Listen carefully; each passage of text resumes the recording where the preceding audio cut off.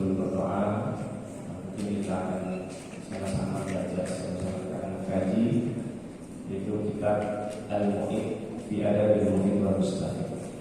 Alhamdulillah kemarin saya dikonfirmasi sama Ustaz Dede buat mengisi pengajian. Ternyata bukan hanya mengisi pengajian juga. Alhamdulillah luar biasa. Ini tradisi yang luar biasa bangsa Islam segala masyarakat. Alhamdulillah juga sebenarnya kalau tadi dituntaskan kita tawasulnya baca surat Yasinnya, kemudian zikir setelah surat Yasinnya itu bisa pakai isya. Tapi ngajinya kita agak kebagian, makanya dipersilakan. Maka dari itu alhamdulillah Bapak Ibu sekalian yang sama-sama saya banggakan. Misalnya dapat langsung kemarin namanya malu juga ditulisnya Ustaz titik-titik malu. Ya semoga tidak mengurangi kita untuk sama-sama. Alhamdulillah, semua salawat Rasulullah kita diberikan nikmat oleh Allah Subhanahu wa taala kata Rasulullah, la yaqulu qaumun yazkuruna Allah illa khafatul malaikah. Tidaklah duduk suatu kaum di majelis ilmu mengingat Allah Subhanahu wa taala kecuali dikelilingi oleh para malaikat. Wa nazalat alaihim sakinah, Allah turunkan kepada siapapun yang hadir di majelis ilmu, Allah hadirkan ketenangan dalam dirinya. Semoga kita niat tadi langkah dari rumah nyampe masjidnya sholat maghrib berjamaah, kemudian ngaji bareng-bareng sampai sekarang kita juga ngaji lagi, ya. Alhamdulillah dalam kali ini kita akan mengkaji bahwasanya Allah itu akan mengangkat derajat manusia dua. A'udzubillahiminasyaitonirrajim. Bismillahirrahmanirrahim. Yarfa'illahu allazina amanu minkum wallazina utul ilma darajat. Pertama yang Allah angkat derajatnya ialah aman, yaitu orang yang beriman. Yarfa'illahu allazina amanu minkum, Allah akan angkat derajat seseorang yang pertama ialah yang beriman. Al-iman pasti qalbi wa iqrar bil lisani wal af'al bil arkan. Kita yakin dengan hati, diucapkan dengan lisan, kemudian kita kerjakan dengan anggota tubuh kita. Itu iman. Maka iman ialah at-tasdiqul jazim bima ja'a bihi Nabi sallallahu alaihi wasallam. Kita yakin dengan seyakin-yakinnya atas ajaran yang dibawa oleh Nabi dan Muhammad sallallahu alaihi wasallam. Nah, sekarang kita akan kaji tentang wa utul ilma darajat. Allah mengangkat derajat orang yang senantiasa menuntut ilmu. Yang namanya menuntut ilmu, Pak, itu nggak dilihat umurnya, mau tua mau muda. Kata Rasulullah, utul ilma ila mahdilah lahdi. Kita wajib yang namanya buat belajar, nggak ada patokan umur. Sudah selesai saja, Pak, nggak perlu belajar, nggak belajar. Nanti aja kalau udah tua baru belajar. Nggak seperti itu. Maka dalam kitab ini karya Syekh Abdul Basit bin Mustadi Muhammad Al-Mawi Al-Mutawaffa bin Misri. Syekh Abdul Basit ini wafat di Damaskus pada tahun 1981, menegaskan kepada kita bahwasanya orang yang senantiasa sibuk dengan ilmu itu nggak perlu ketakutan, nggak perlu ada rasa takut dalam dirinya. Karena kata Allah, kata Rasul, man salaka tariqan yaltamisu bihi ilman sahalallahu tariqan ila jannah. Barang siapa yang berjalan buat menuntut ilmu, Allah mudahkan jalannya ke surga. Jalan ke surga ada, Allah mudahin, apalagi jalan urusan di dunia. Makanya nih, kalau melihat anak-anak kecil sekarang, Pak, yang di belakang, dulu saya di barisan lain, karena saya dulu ngajinya di belakang. Berarti saya dulu ngaji 2003. Nah, 2003 saya ngaji di belakang. Alhamdulillah setelah lulus SD saya lanjut ke pesantren selama 7 tahun. Pondok 7 tahun, lulus 2014. Jadi izinkan oleh Allah Subhanahu wa taala untuk Bapak Ibu sekalian, orang tua mengizinkan belajar di negerinya Nabi Musa. Di mana kira-kira? Alhamdulillah. Makanya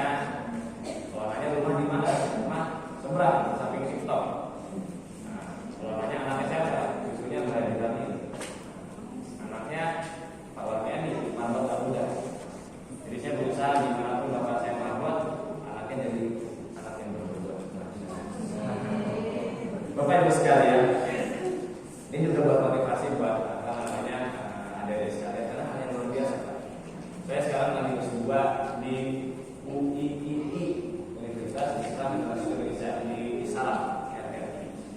Teman-teman saya itu dari Afghanistan, Pakistan, Maroko, Indonesia, terus kalau orang yang Indonesianya ya luar Jawa, sampai ada masih bilang gini Pak, dan kok Depok nanti tidak ada akses selawatan, udah jadi kota bro. Hal-hal yang sudah yang mereka biasa temukan mungkin di perkampungan, tapi sekarang di kita itu sudah kalian. Saya pulang dari saat meja kalau pakai sarung lewat TikTok atau lewat saat merasa malu sendiri Pak. Ya kita kalau misalkan hadirin hal atau asing, makanya kita teman-teman kita ada di sana ini jangan sampai bilang nggak apa-apa ya kan, namanya masih anak-anak, tapi jangan sampai diusir dari masjid. Karena kalau misalkan dari kecil yang sudah dijauhkan dari masjid, jangan salahnya ketika remaja aja sudah nanti tidak mau di masjid. Maka ini generasi-generasi yang luar biasa, dan ini jangan sampai hilang. Laisa zaman illa man sahur. Jadi jangan dianggap sukses orang tua kita, ya kan? Sekarang kita rajin ibadah, kita rajin ke masjid, tapi generasi sekarang kita tidak ada. Berarti itu sebenarnya kita gagal dalam bentuk generasi setelah ini. Maka hal yang paling utama saat ini adalah bagaimana anak-anak sekarang ini menanamkan kecintaan untuk senantiasa belajar. Ya belajar itu tadi tidak dilihat dari umur, tidak dilihat bisa atau tidak bisanya hadir. Maka sekarang kita sudah kaji. Bab pertama itu adalah para besar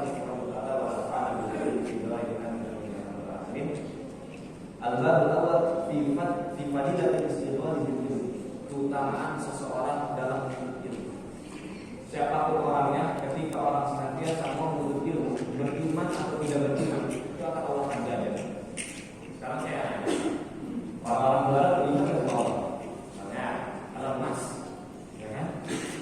Mark Zuckerberg, pemilik Facebook, agama Islam, bukan?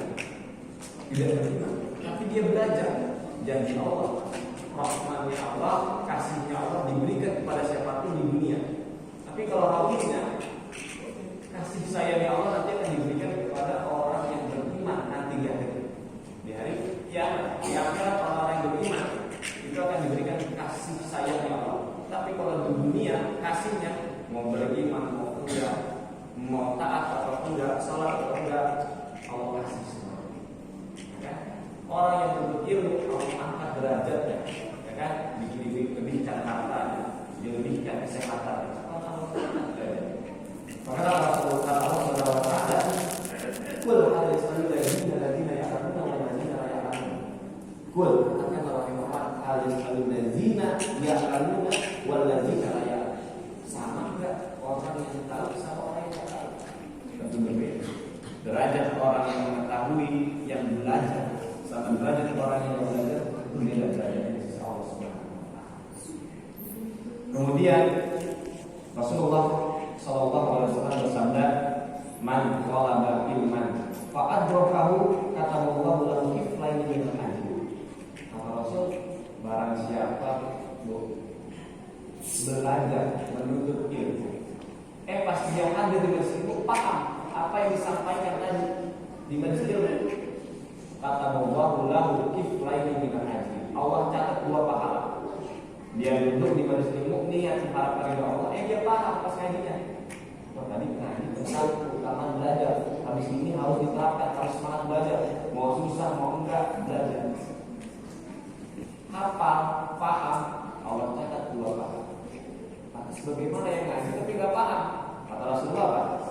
Wa man talaba ilman falam yudrikhu kata Allah lahu kiflayn.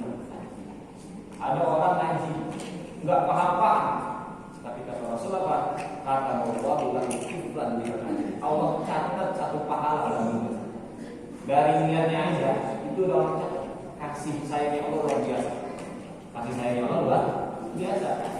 Kita baru niat baik aja, belum dilakuin. Ya Allah saya niat mau ngaji, nggak jadi karena ada kendala, ya kan?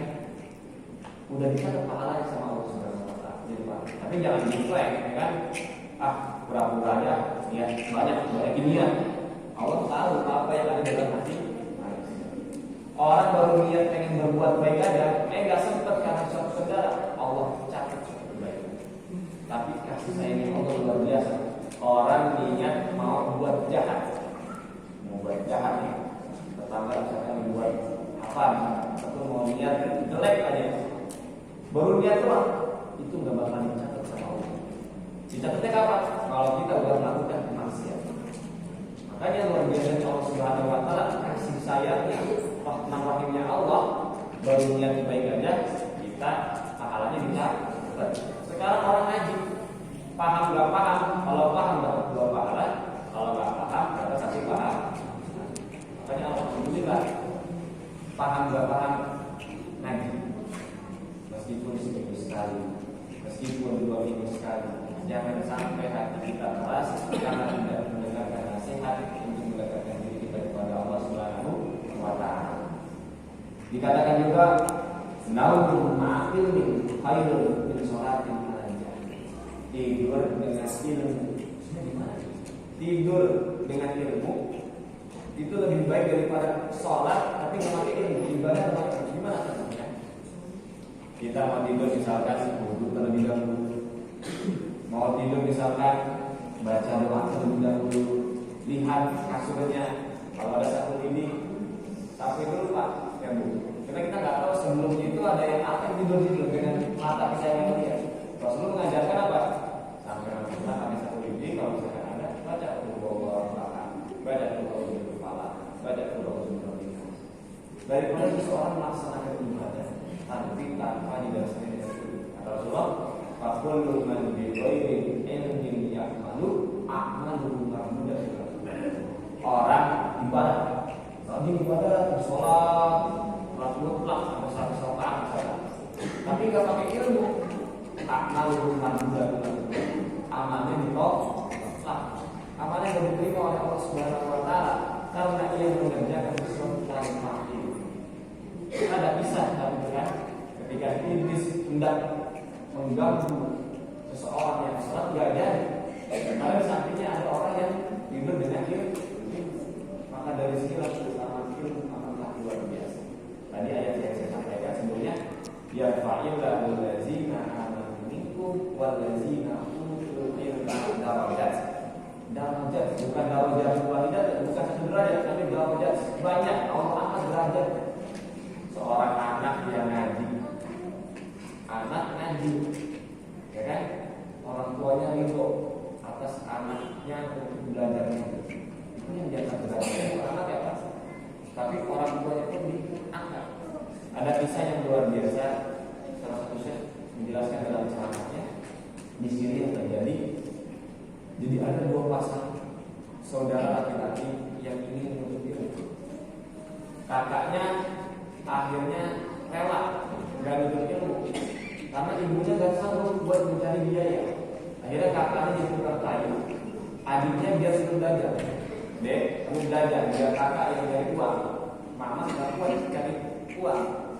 Akhirnya kakaknya rela buat jadi tukang kayu, adiknya jadi tolabul ilmu. Suatu ketika si laki-laki ini kakaknya meninggal, tukang gali kubur melihat ini ada rombongan jenazah, satu jenazah digotong tapi tidak banyak. Sampai suatu ketika tukang gali kubur mau nyambut itu jenazah, pas mau diletakkan ke liang lahat, tukang gali kubur pingsan. Bangun dari tanya sama yang nganterin jenazah. Beberapa pekan kemudian ternyata nyusul yang meninggal adik. Ketika hendak diletakkan ke liang lahat, tukang gali kubur pingsan lagi. Kemudian ditanya si ibunya sama tukang gali kubur. Dia dulu nanya ke tukang gali kubur, wahai Tuhan, kenapa engkau ketika meletakkan 2 anakku yang pertama engkau pingsan, kemudian sekarang engkau pingsan? Terus ditanya lagi, saya ingin bertanya kepada saudara ibu, apa amalan apa yang diperbuat oleh anakmu ketika saya hendak meletakkan jenazah anakmu, seakan-akan ada cahaya bersinar menyambut anakku kemudian membawanya pergi. sehingga membuat saya itu tak puas memandang. Ibu ini menjawab, saya adalah orang yang miskin, saya orang yang fakir, tidak memiliki harta. Namun kedua anak saya ini memiliki tekad untuk belajar. Namun kakaknya merelakan waktunya untuk mencari nafkah, menjadi tukang kayu. Uang yang ia hasilkan dari jual kayu, ia berikan kepada adiknya untuk menuntut ilmu. Maka dari sinilah bukti Allah akan mengangkat derajat orang yang senantiasa berilmu, dan juga mengangkat derajat siapapun orang yang memudahkan untuk menuntut ilmu. Maka hal ini yang harus kita perhatikan. Jadi jangan merasa rugi menyekolahkan anak. Contohnya dalam bidang agama, ya kan? Anak nanti di akhirat bisa memberikan syafaat kepada orang tuanya. Sebaliknya, anak nanti di akhirat bisa menarik orang tuanya ke dalam neraka. Ya kan? Ya udah, dia dulu nanti di akhirat di hari kiamat saling berlarian, ya kan? Pasangan suami istri nggak mau tanya jawab, anak sama orang tua nggak saling jawab. Kenapa? Fokus sama dengan tanggung jawabannya di hadapan Allah. Tapi lihat bagaimana seorang anak ketika ia taat kepada Allah. Kata anaknya, ya Allah, saya enak banget di surga, saya enak banget mendapatkan nikmatnya. Saya tidak bisa mendapatkan ini semua kecuali kamu jerih payah orang tua saya, banting tulang mencari nafkah agar saya bisa belajar memahami ilmu Allah, memahami ilmu Allah. Saya bisa sholat, saya bisa ngaji, bukan orang tua saya. Saya cari orang tua saya di surga nggak ada. Ya Allah, selamatkan orang tua. Langsung ditarik ke dalam surganya Allah.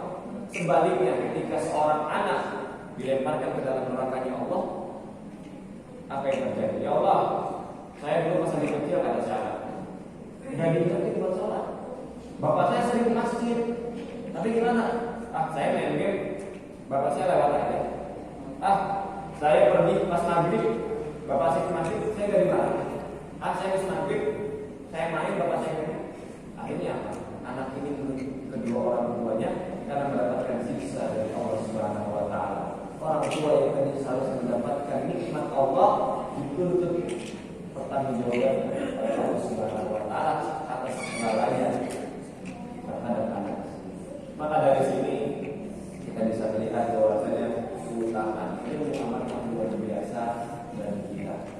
Ya, kita lihat bagaimana Imam Syafi'i itu kalau kita ke makam Imam Syafi'i di Mesir itu banyak sekali tulisan-tulisan untuk kita senantiasa semangat buat belajar.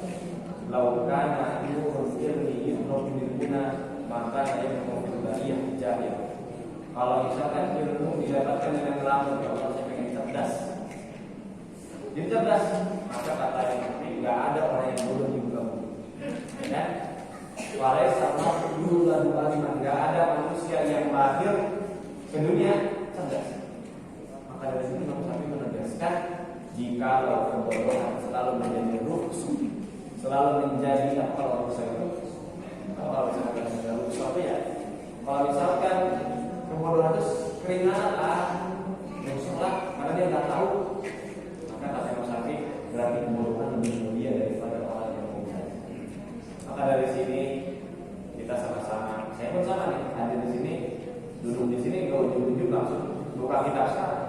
Dan dia bilang, ini besok ngisi ya, kalau dia ngisi, buka kitab dulu kata nih, ambil kuliah, kitabnya di bawah tadi ke kampus, ya kan?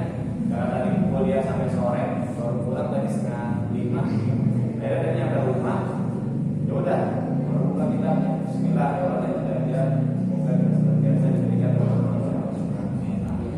Maka dari sini kata Allah, man yuridillahu barang siapa yang menginginnya Allah hendak kebaikan, maka akan Allah pahamkan segala perjalanan menuju ilmu mudah. Saya di Mesir 5 tahun. Di Mesir 5 tahun. Badan kecil kayak gini Pak. Orang Mesir badannya gede-gede. Bahkan sejarah mengatakan 70-80% itu pasukan Salahuddin Al-Ayyubi dalam perang salib itu ya orang Mesir. Ini karpet-karpet masjid Pak yang gede segunungan ini ada yang lebih gede lagi. Ketika saya di Mesir, saya ngegotong berdua, bertiga orang Indonesia. Orang Mesir dipanggul sendirian. Sampai salah ibu-ibunya jualan gas yang mana dulu itu berapa kilo? 12 kilo. Itu kita rumah di sana tuh sistemnya kayak apartemen gitu kan, cuma susun gitu. Itu sampai ibu Mesir berapa gas yang 12 kilo itu diangkat sendiri sampai atas lantai 3. Tapi kuat deh, ya kan? Nah kita mental orang-orang Indonesia di sana, orang Mesir itu ngomongnya teriak. Ya. Kalau kita orang Indonesia di pelan, lagi kayak orang Sunda gitu kan, Sunda gitu. Namanya diinjak aja kita minta maaf, maaf, saya keinjak. Itu kalau kita, lu orang Mesir beda. Kita ada wastos bukan kan?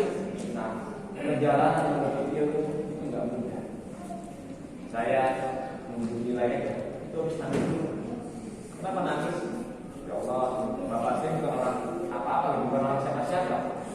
Gimana caranya nilai saya harus tinggi, dapat beasiswa, biar ini orang tua, nggak perlu ingin uang. Ada saya cewek 4 semua. Ada saya alhamdulillah ada di Sinawa ya. Pertama ada saya pertama dari nikah di Serang, di luar Sulawesi Selatan. Adik saya yang kedua dapat beasiswa di Malaysia, alhamdulillah. Nah, ternyata dengan jerih payah susah dalam ilmu itu akan Allah mudah. Tadi saya meyakini kata Rasulullah, man salah al-tariqan ya'tami sumbi ilman sahalallahu al-tariqan bila jannah. Fokus anak-anak sekarang ini untuk main-mainnya. Kalau udah masuk SMP, masuk SMA, itu harus sudah mulai berpikir, saya nanti SMA kemana? Saya nanti kuliah mau kemana? Saya mau jadi apa dan sebagainya. Dan itu dibentuknya ya. Ketika sekarang, kalau anak ngajinya pelan, saya dari negara Mesir, duduk seorang kepala, selesai surat Al-Baqarah, Syekhnya bilang gini, dalam setorkan surat Al-Baqarah dalam setelah ini.